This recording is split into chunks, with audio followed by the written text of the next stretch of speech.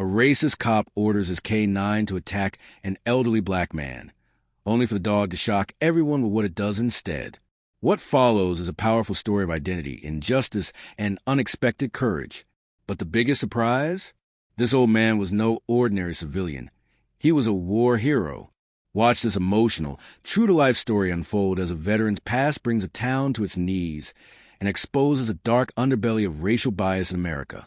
Don't miss this eye-opening narrative that blends history, pain, and hope into one unforgettable moment. The leaves were falling like rusted metals from a long-forgotten war.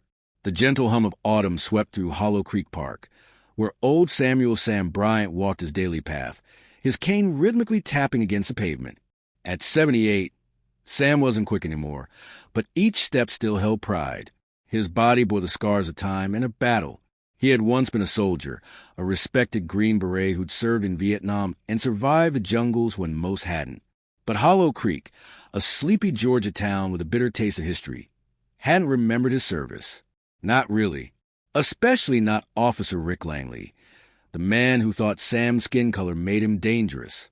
Sam was just returning from the memorial wall, a quiet spot near the edge of the park where he went every Sunday to talk to old ghosts. He just sat down to rest when the sound of heavy boots cracked the silence. "Hey, you there? What are you doing here?" Langley's voice came like a whip, cold, commanding, full of suspicion. Sam looked up, calm but wary. Sitting, officer, just taking a rest. Langley narrowed his eyes. "Let me see your ID." Sam furrowed his brows. For sitting in a public park? That was enough for Langley. He didn't like being questioned, especially not by a black man with a backbone. Within seconds, he unhooked his radio, called for backup, and unleashed his K-9 Bruno. "Show me your hands. You don't want to make me send him." Sam raised his palms slowly.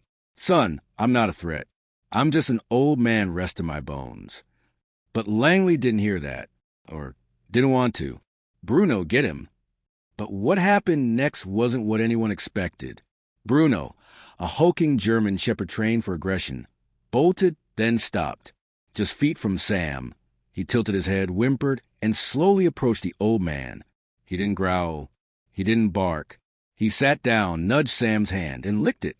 There was a long, stunned silence. Langley was shouting, "Attack! What are you doing?" But Bruno refused. Sam, with tears welling in his eyes, whispered, "It's okay, boy. You know I'm not your enemy." A crowd had begun to gather. Phones out, recording, whispering, outrage building. Then someone shouted, "Is that Sam Bryant?" An older white man, Vietnam vet, pushed through the crowd. "That man saved my life in Nam. He dragged me out under fire. What the hell is this cop doing?" It was like lightning struck. In seconds, Sam's life story flooded out. Former Green Beret, decorated war hero, community mentor, the man who started the local free veterans clinic. Langley's face turned white. His hand still clenched the leash, but his authority was melting in public disgrace. The story then cuts between the present and Sam's past. We see a 19-year-old Sam, dropped into the jungles of Vietnam, navigating racism in the ranks, while still putting his life on the line for soldiers who wouldn't sit next to him at dinner. One powerful scene shows Sam saving Langley's uncle, something Langley would never know until later. The video of the incident goes viral. News headlines: decorated vet harassed in park. K-9 refuses to attack hero. Bruno becomes a symbol of defiance against injustice. The dog is quietly reassigned to a new handler. Sam, meanwhile, is honored in a town ceremony, finally given the recognition he never asked for but always deserved. Langley? Suspended. Later fired after more reports surfaced of racial profiling. At a town hall packed with reporters and neighbors, Sam speaks. That dog saw what the man holding his leash couldn't. A human being. "I didn't fight overseas, so I could come home and still be seen as a threat. This isn't about one officer. It's about a system that lets fear and bias outweigh dignity. But change doesn't start at the top. It starts when we open our eyes and our hearts."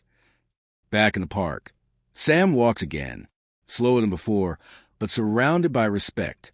Children wave. Veterans nod.